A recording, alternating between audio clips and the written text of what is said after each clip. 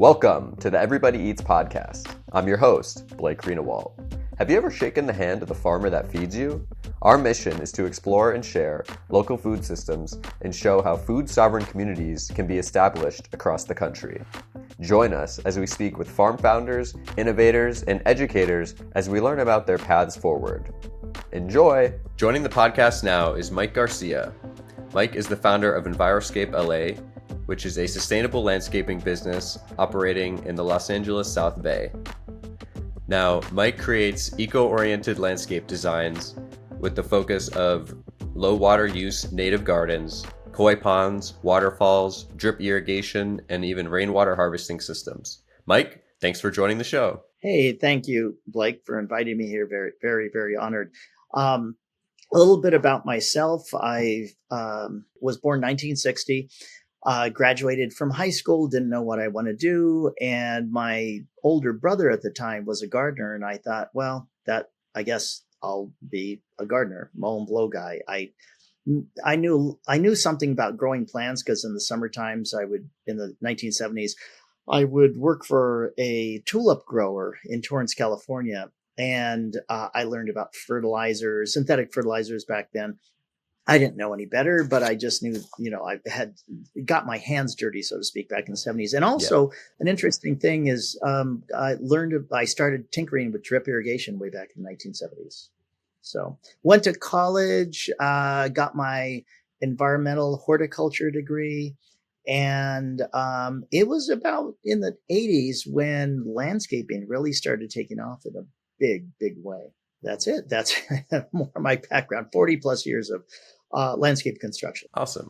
And then you have a pretty big team now, right? You have I think when I see your videos, there's 15 to 20 people there, maybe more. Right. It fluctuates, but roughly about 20 employees. Awesome. Correct. So then what was kind of the origin of Enviroscape? Did you work for besides the tulip company, were you doing any sort of other landscaping, or was your first thought we need to do a different way of landscaping? Actually, back then, it's interesting. Monsanto had a big push toward a particular product that's today they're getting sued over. It's called Roundup. And it was glyphosate. Back then, we were being told, in fact, I remember in horticulture class, the professor said, well, yeah, Roundup's great. It's the best thing since sliced bread because it kills weeds. But as soon as it hits soil, it becomes inert, doesn't harm the environment. Well, we know better these days.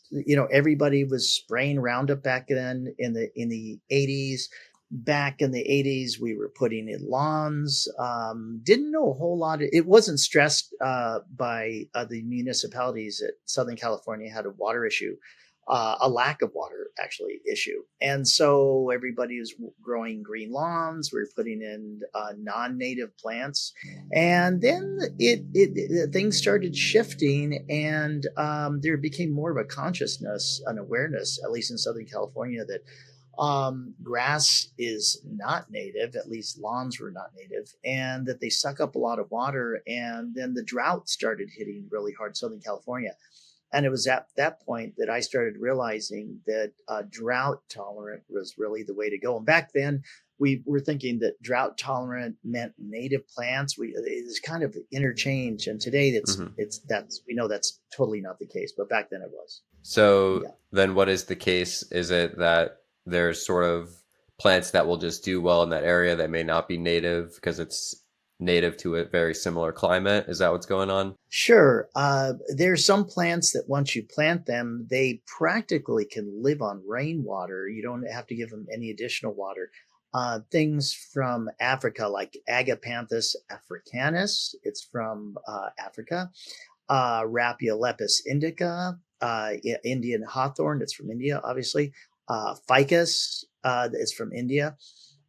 So Australia has a lot of plants too, the Melaleuca trees. And so we thought, drought tolerant natives and drought tolerant again. So we were interchanging the two.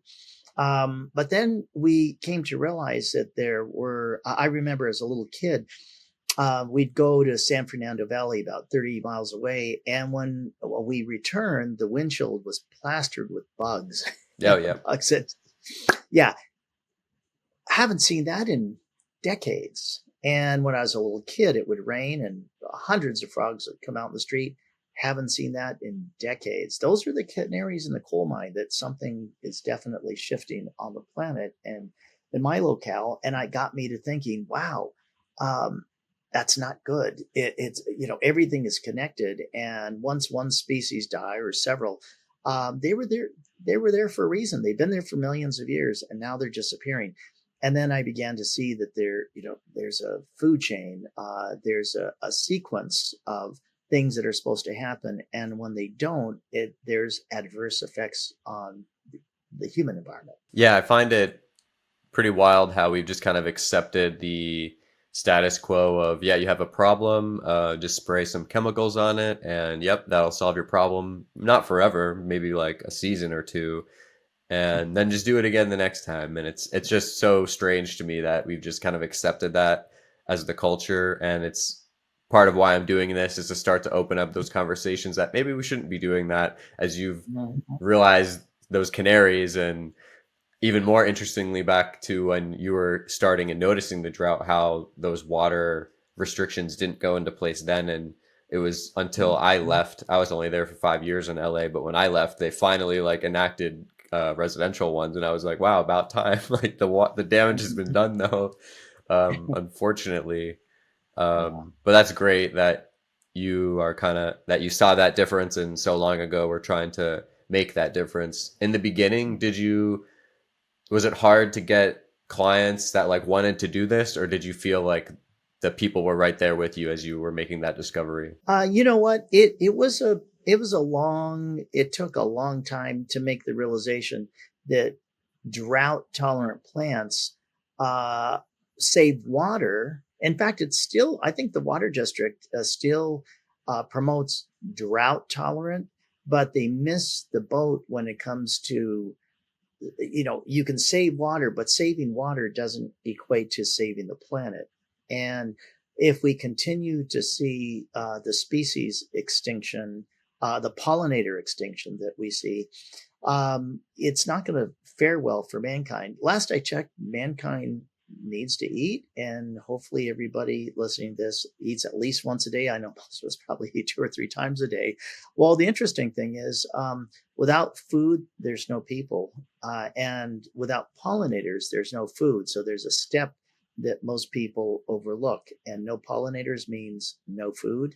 And if the pollinators die, we die. That's the bottom line. So to follow that sequence, the pollinators, we've come to see more and more that pollinators only reproduce on native plants. And so that one really hit me hard when I came to that realization. It's not about just saving water. It's about saving water and saving the pollinators. And the only way you can do that is with native plants. Now, up to this point, there's a garden in Manhattan Beach, California, not too far from LAX airport. And back in the 90s, I believe it was the early 90s, there were a group of environmentalists and myself. We went to the city council of Manhattan Beach and said, hey, there are these things called native gardens, and we'd like to, take a section of the park and make a native garden out of it, Manhattan Beach Botanical Garden. That's what's known as today. Mm-hmm. And the city council was like, well, why would you want to build a native garden? And we said, because it'll save water. And back then, the council's like, well, why would you want to do that? Water's $20 a month for all you can use. In fact, the more you use, the less expensive it is. Now, today, it's the exact opposite. The more you use, the more expensive it gets. But back then, nobody seemed to realize. Nobody was really ringing the bell that, hey, we need to save water for future generations. And so they said, well, okay, you have our blessing. You can use this piece of land, but you're not going to get a penny from us. So my company eventually helped with the formation of it and the actual installation of the garden. We built the waterfalls there, the rainwater harvesting system, and we had volunteers to help put in the smaller plants. So, and it's amazing because today there's a group of volunteers that show up every Friday to maintain it. And back then, we didn't install irrigation. The climate wasn't as warm back then, but it's interesting that we about maybe 7, 8 years ago, we actually installed irrigation at the garden because the summers are getting so hot now Yeah. that we didn't water it, it would die. Hmm. So we installed irrigation at the garden. So you got volunteers. That's nice, and that people are caring about this stuff. Mm-hmm. And I know as Enviroscape, because it's pretty good established company. Looking into the future, I know you have some mentors. I know about you helping Jemiah with the LA Crop Swap rainwater harvesting there. Do you have any other mentees, or is that sort of something you're working on, like longer term? Yeah. So I belong to an organization called the California Landscape Contractor Association. So one of the smartest things I did way back when I was a young contractor is I joined the association. I was able to get mentored by several contractors who'd been around since the 1950s. And I kind of saw the way they did things and how they ran their business. And you could make some pretty good money at just typical landscaping. But when I saw that there was a lot of chemicals that were sprayed, it seemed like the more chemicals you use, the more chemicals you had to use. Synthetic chemical fertilizers were put on plants, and this caused a growth spurt. And then I didn't know this at the time, but that growth spurt is extremely attractive. It has a lot of sugar in it, and it is very attractive to bugs that eat your plants. And so there's companies out there that sell the synthetic fertilizer, and then they sell the bug spray to kill the bugs that are eating your plant. And it's like, wait a minute, they're causing the problem, and then they're selling you a solution. Wow, what kind of business plan is that? It's a pretty darn smart one, if it wasn't destroying the planet. As we know, those synthetic fertilizers, they don't break down. They go into the ocean when it rains, and then they cause algae blooms, which kill fish and kill sea life. So I began doing a lot of research and starting to see, well, how does nature work it out? How, nature has been around for billions of years. Hmm. We've got to find a better way to partner with nature. And that's when I got into permaculture. And then I started seeing a need for developing landscaping that looks fabulous with partnering with nature. And that's how there weren't too many people, there's not too many books on the subject. And so that's what caused me to start studying, doing trial and error. And I often say I'm going to write a book someday about this, but I started seeing that there was really nobody around who was doing this kind of Hmm. stuff. And my challenge to young people out there is follow up on this. How do you make a living? How do you make native gardens look fantastic? How do you do food forests that look sexy? Because that's what sells. Sexy and landscaping sells. So you got to pay the rent. And so if you can figure out how to make native gardens and food gardens look sexy, that's the key to making a lot of money. Yeah, I remember going to one of the events at your house. Kind of, your house is a demonstration of what's possible. Kind of, maybe not like the pinnacle of that sexy design, but it looks very nice. And I just remember that the waterfall in the front, and then in the back with the koi ponds and just food everywhere, really. And it's just a crazy juxtaposition to your neighbors that then just have a grass patch and or turf or whatever, and it's just so wild to me that those happen. But at least your place is there as a shining example, and then whenever else you have a project on a corner or anywhere, I know that some people are like, oh yeah, that does look pretty nice, maybe I'll do that. Yeah, I was asked to be a judge for the California Landscape Contractor Association this week. They once a month, or excuse me, once a year, they have a competition in Southern California where contractors can enter projects. And so I spent several days this week doing that. And the interesting thing is that I'm not seeing a whole lot of native plants out there. I'm seeing drought tolerant. So maybe I was ahead of the curve by a couple of decades because I'm starting to see a few native plants, but in the old days it was zero native plants, and it was water sucking plants. But now I'm starting to see drought tolerant and a few natives, but hopefully we'll see a lot more natives in the future. By the way, Walt, I did move. Um, I did move since you last Oh, really? came to my place. Yeah, I found about a half-acre house about 5 minutes away, and a house on 5 acres. And so I've turned the whole thing into a food forest with food for people and food for pollinators. So native plants and apple trees. Oh, wow. For You're gonna have people. to send Yeah, me some pictures of that. Now absolutely. I'm wondering, when you were selling your house, did you have to like clean anything up, or did you just like leave it as is and hope that the next person would be down for that sort of experience? Well, funny you should ask. So the realtor thought that the koi pond would be a detriment to the sale. So I actually turned it into a pondless waterfall where left the pond, or excuse me, left the waterfall, but we filled the pond in to make it a pondless waterfall. And we did leave the waterfall in place in the front yard. So that was a big selling point. And we left the rainwater harvesting system in place. We used to have a natural swimming pool, and we converted it into a 5,500 gallon rainwater harvesting system. So that's still in place. Not sure if the new homeowner is going to use it or not, but it's there. It's tied into the irrigation system. So we're one of the first companies, I don't know, maybe the first to actually do that, convert a swimming pool into a rainwater harvesting tank. And then we tied the irrigation into it, the drip irrigation. So they used rainwater, which is essentially fertilizer water, for the irrigation. So it may not cover 12 months of the year, but it covered, I think when I measured it out, it was covering about 8 or 9 months worth of watering for the backyard plants. Yeah, Yeah.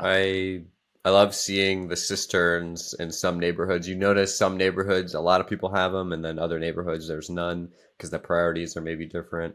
I actually do see some out here in Buffalo, which is nice.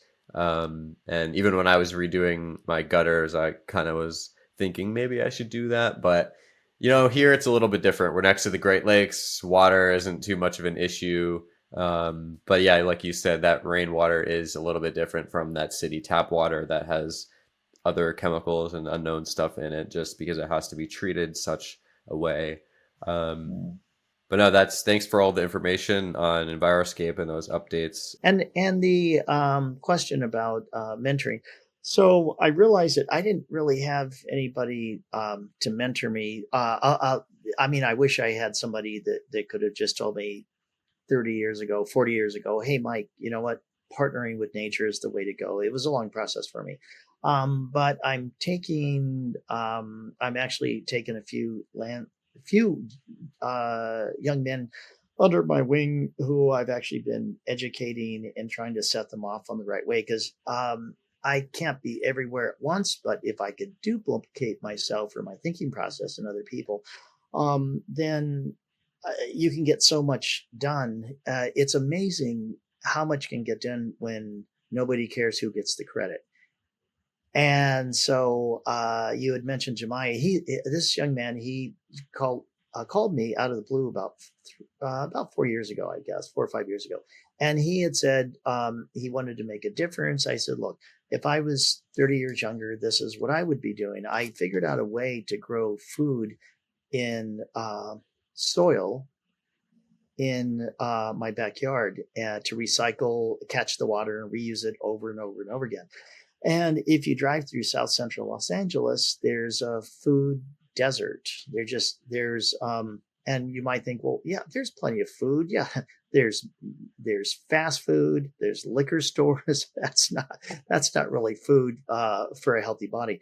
And so there's a food desert there. And I said, if you get a grant, for the parts, we'll help you build it. And that's how his first farm came out. We found a piece of land that was on a corner, and it was just perfect. And basically, that type of system is it's a pondless waterfall, but instead of water falling down a waterfall, it waters plants and then the plants drain, and then they go into a big 600, actually there's 1,200 gallons of reservoir.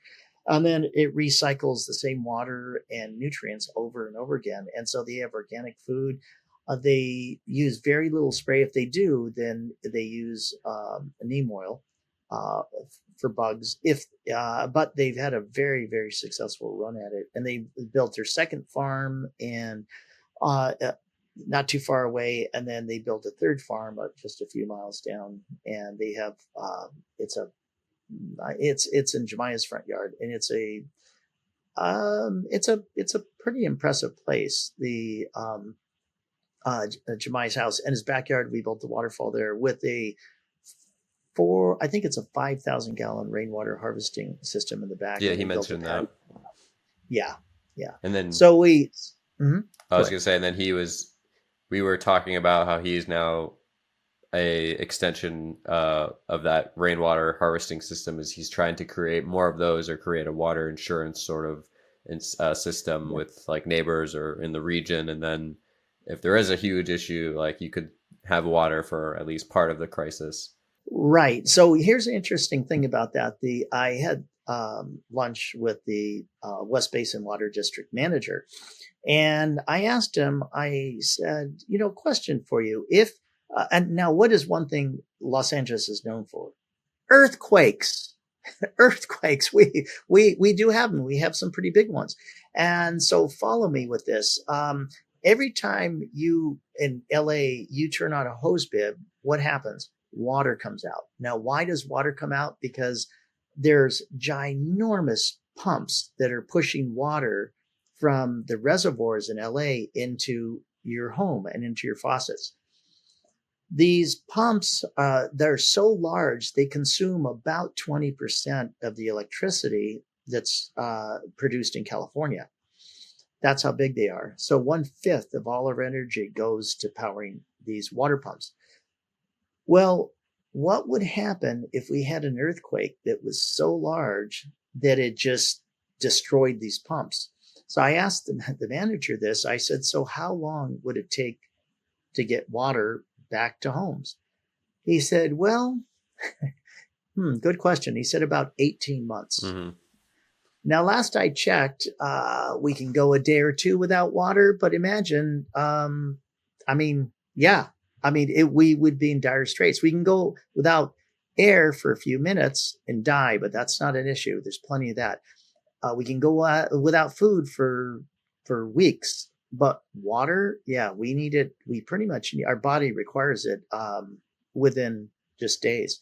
So if we don't have access to water, then we're dead. And so nobody's talking about this water security thing. Mm-hmm. And Jemiah's not going to have to worry about it.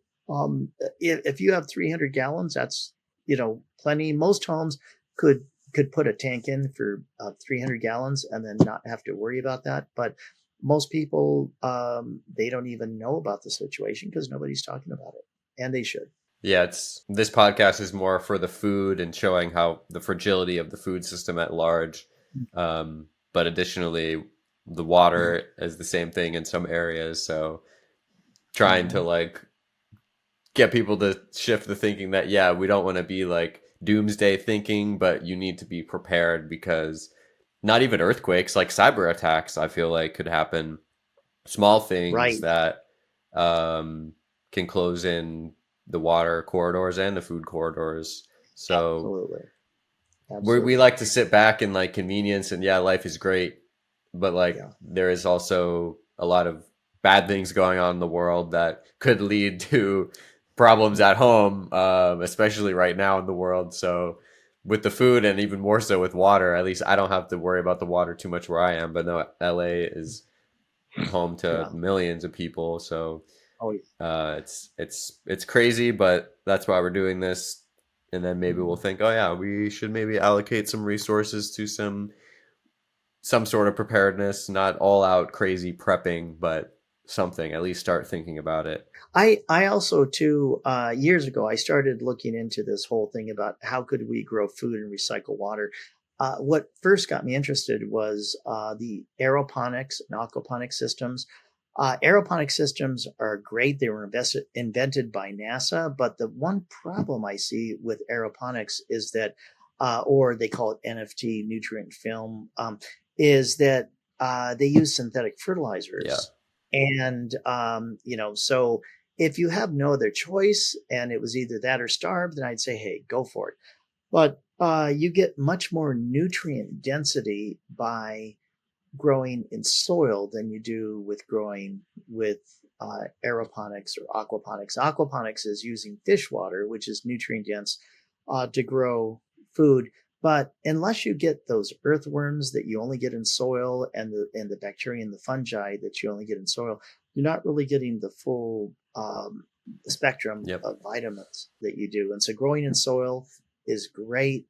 The only better thing than growing in soil is growing in soil with and then catching the water and then reusing it over and over again. That's like the best of all worlds. And so that's what we need to start.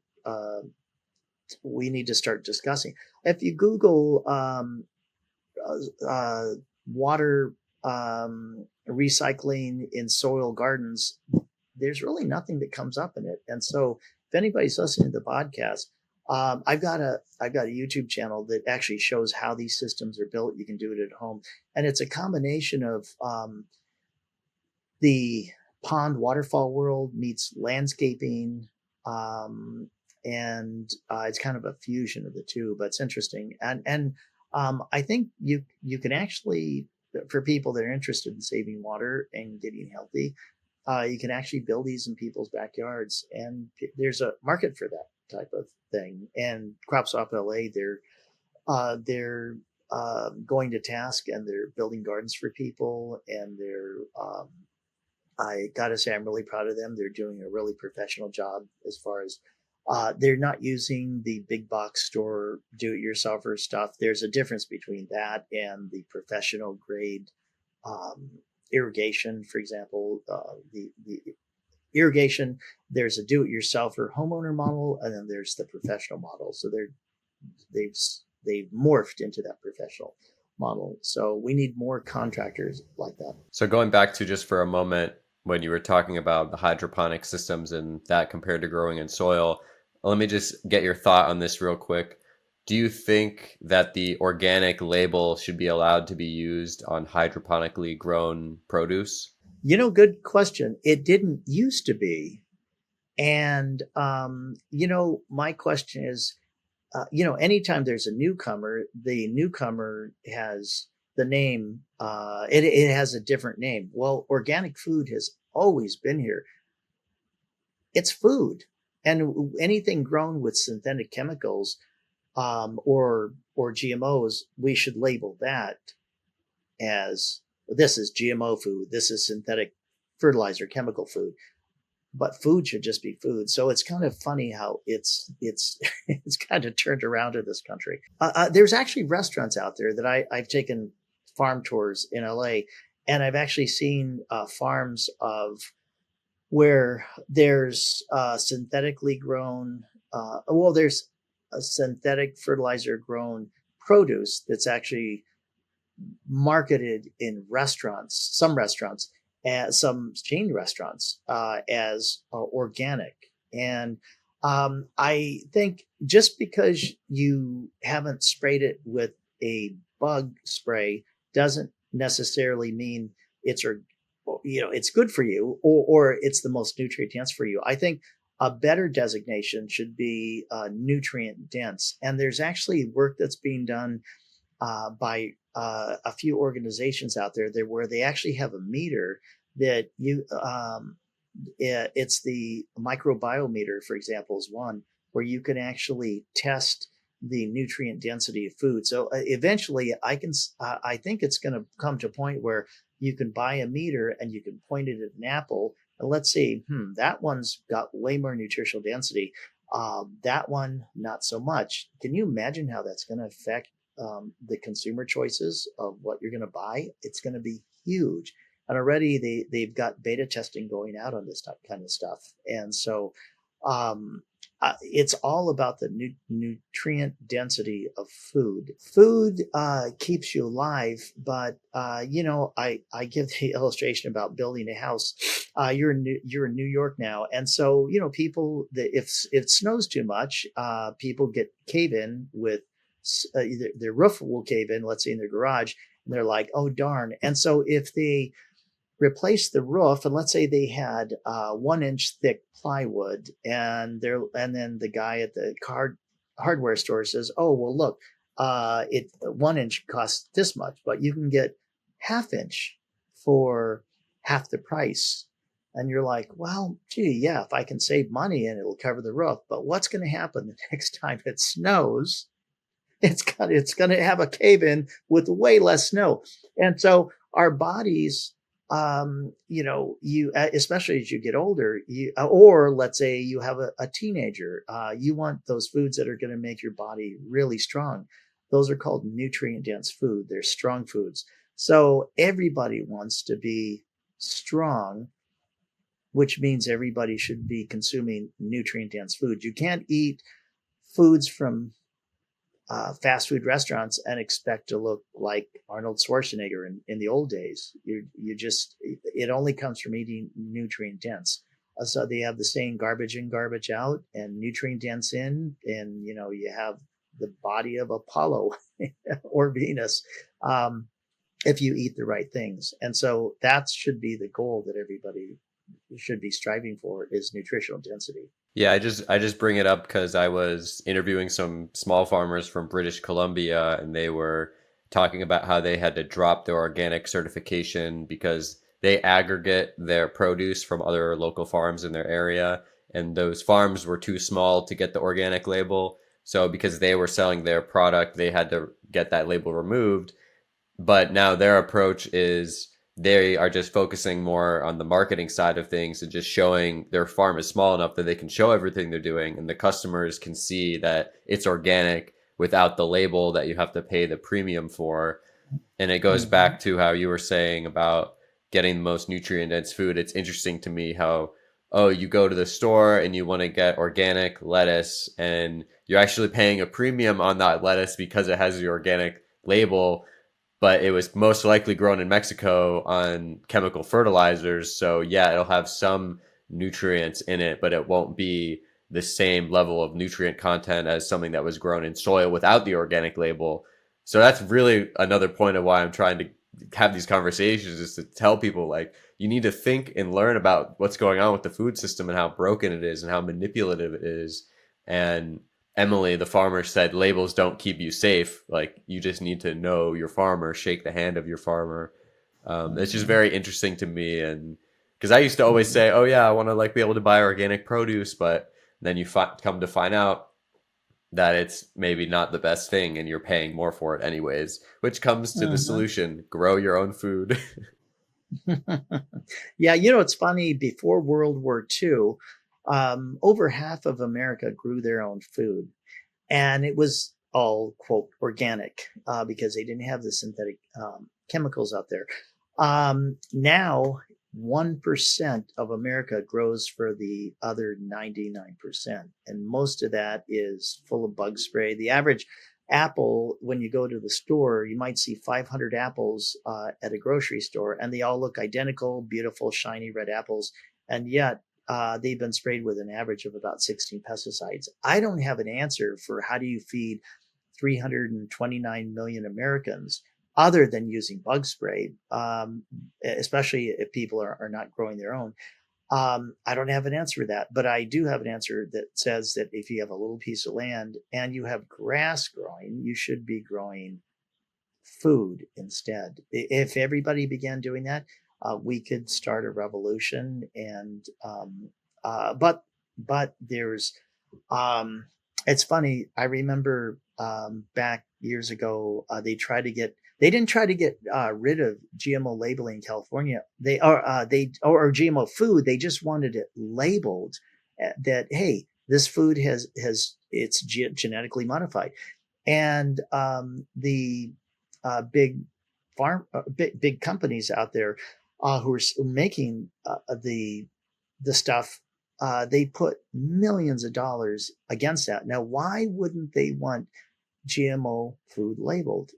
For the simple reason that people wouldn't buy it. And so they don't care about the health of America. They just care about making money. They put profit before people.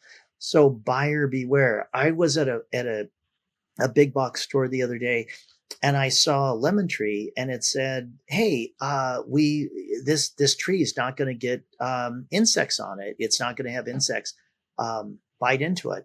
And then I read the label, and it says, "Yeah, we're using this thing called neonicotinoids, and they're it's great. You're not going to have to spray it with bug spray." And then if you look at what neonicotinoids do, um, they kill bugs. And so last I checked, we're trying to help the pollinators. So a bee comes and lands on your lemon tree, your citrus, it's going to die. And so that's not cool. And so, but it's funny how they market it. They give a positive slant to it. It's horrible.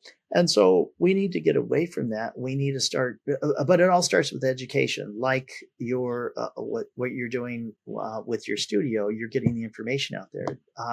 There's no way that America is going to get educated without this kind of information. But it's going to take more than um, people looking at like a Facebook post. It's got to be more of an educational thing.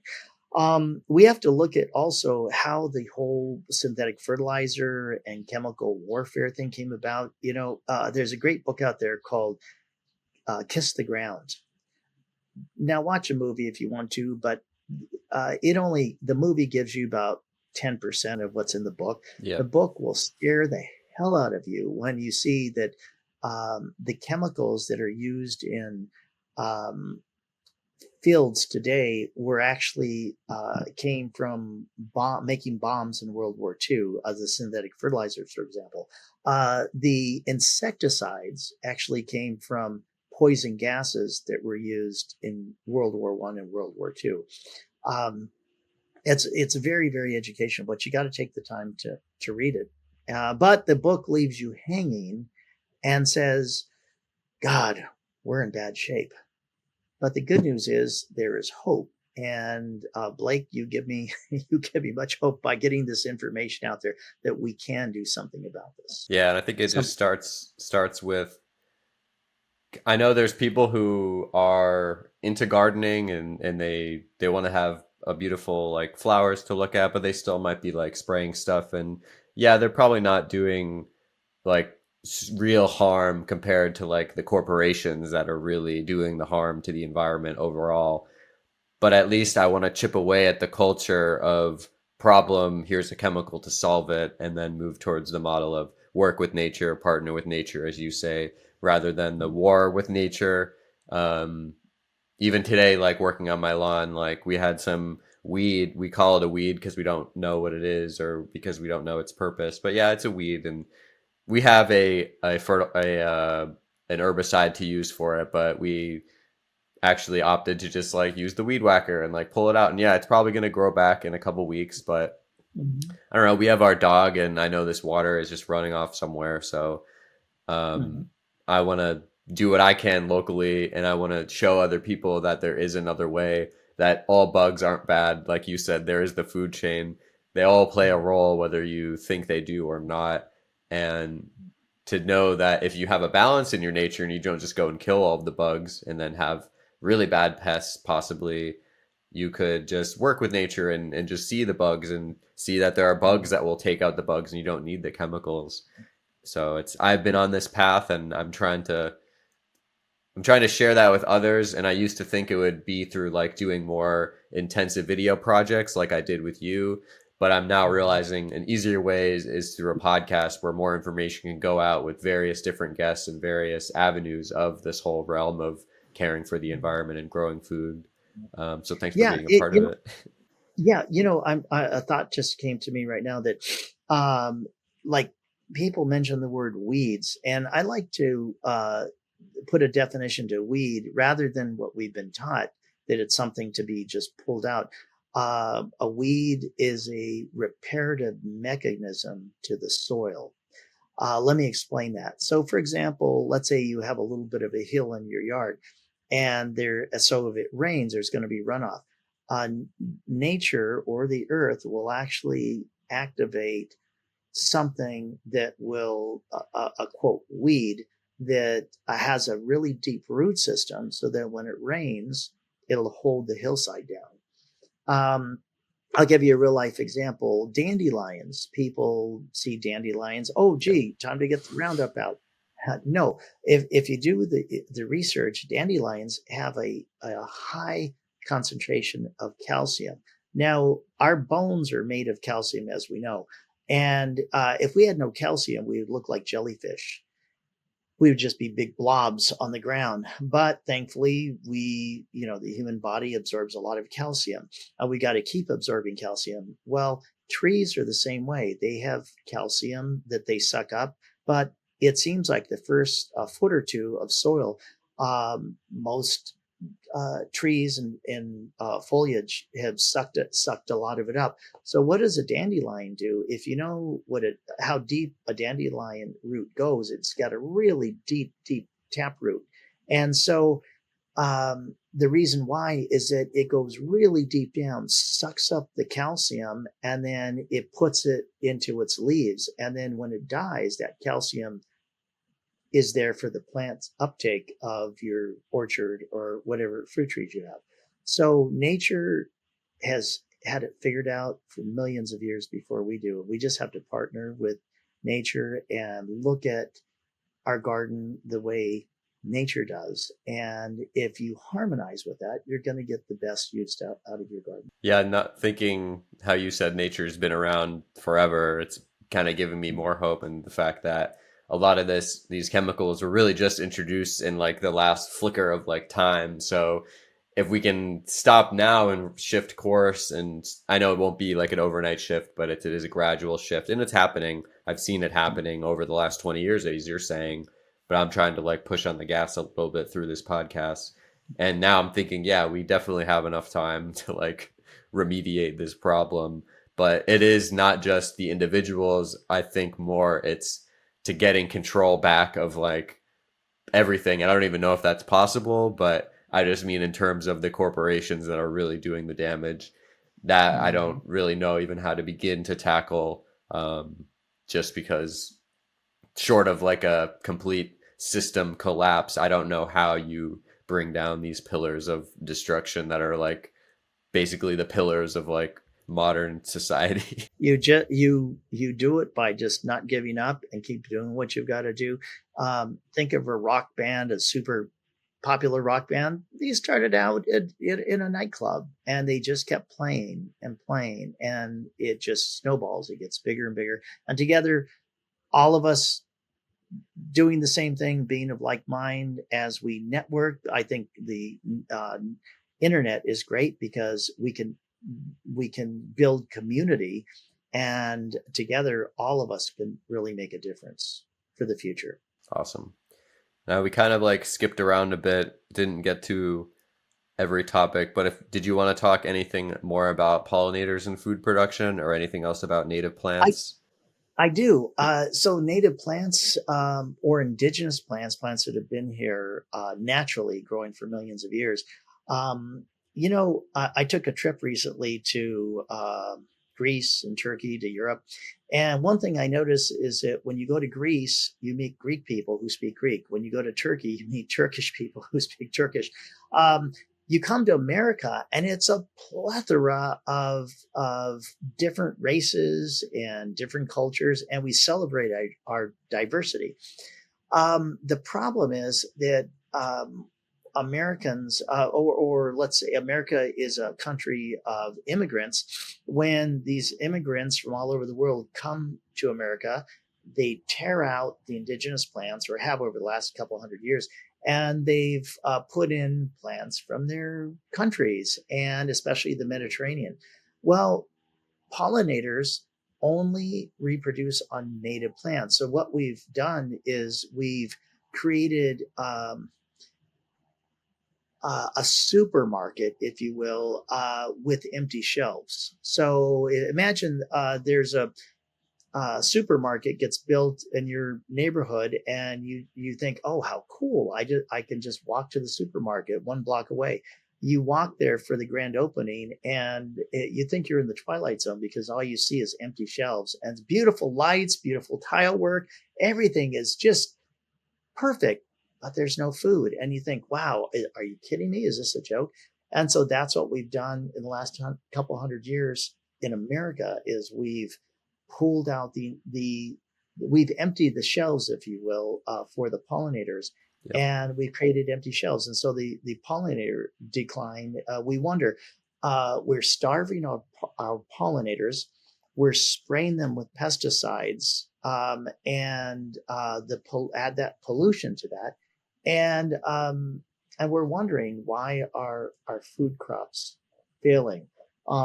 There's actual professional beekeepers who are bringing beehives into fields and renting their hives out by the day because there's so much death of the pollinators.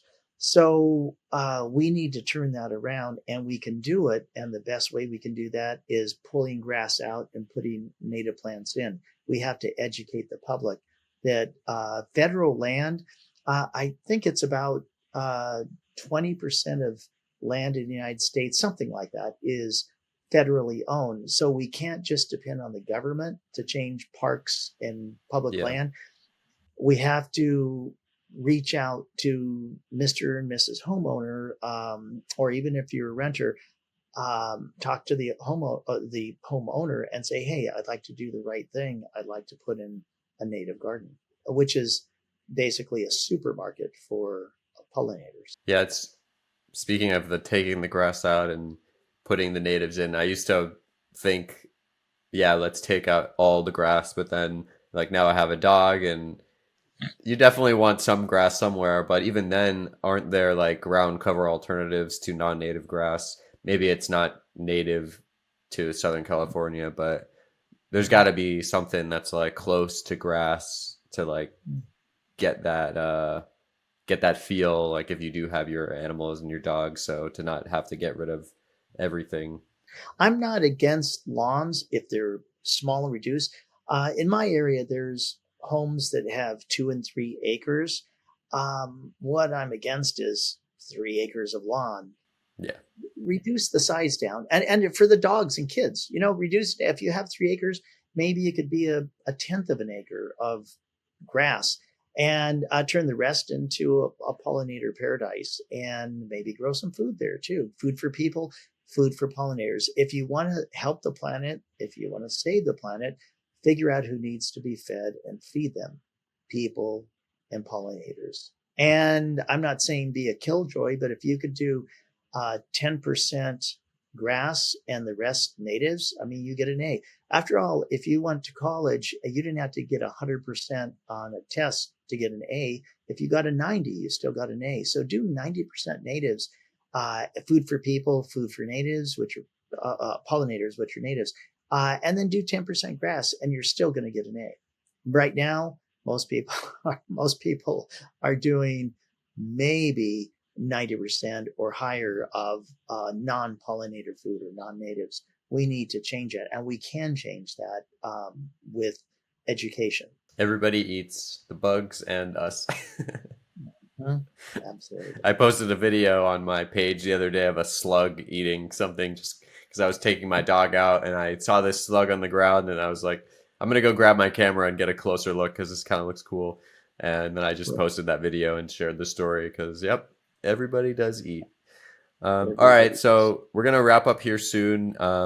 And before that, though, we will have a little conversation about the food system, like the larger food system and kind of how you see it and how, I mean, people know kind of how I see it now. And my thinking has even been shifting because I used to say, no, all factory farms should be closed or all big farms should be closed. But now it's more, my thinking is maybe not the size matters. It's more about how that farm is operating, if it's doing the damage or not. And then I think it's possible to decentralize the food system.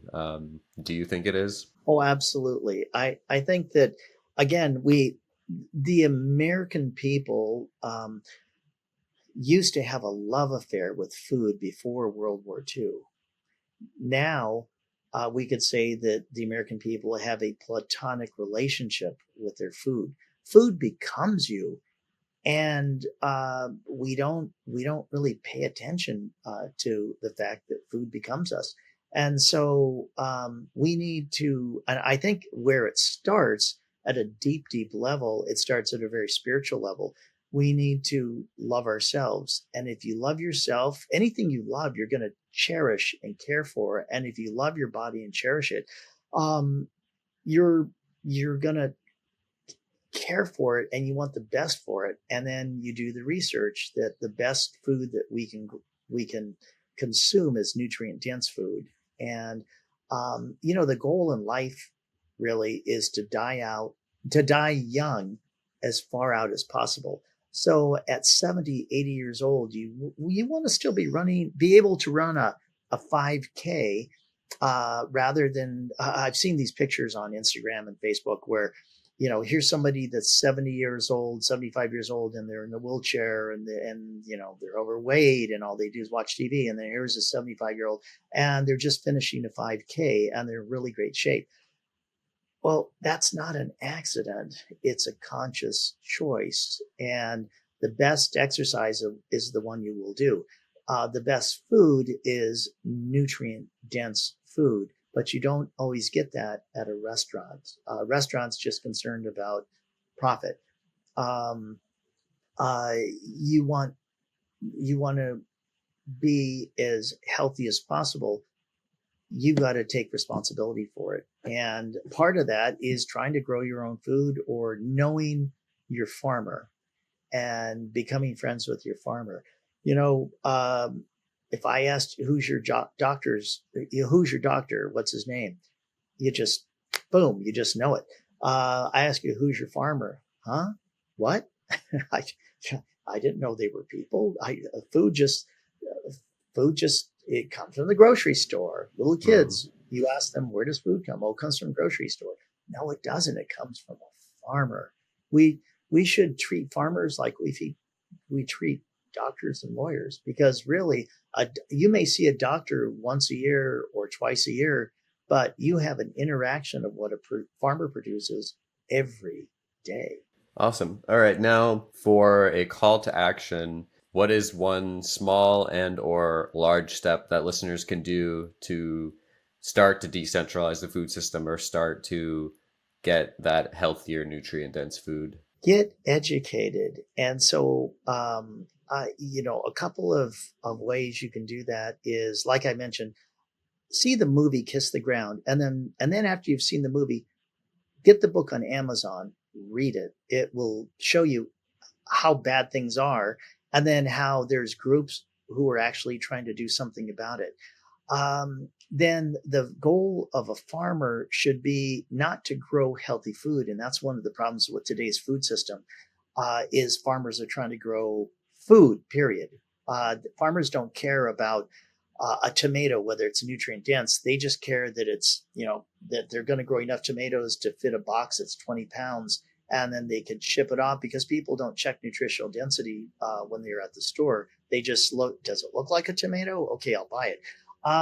So they need to get educated on what does it take to have a nutrient dense tomato.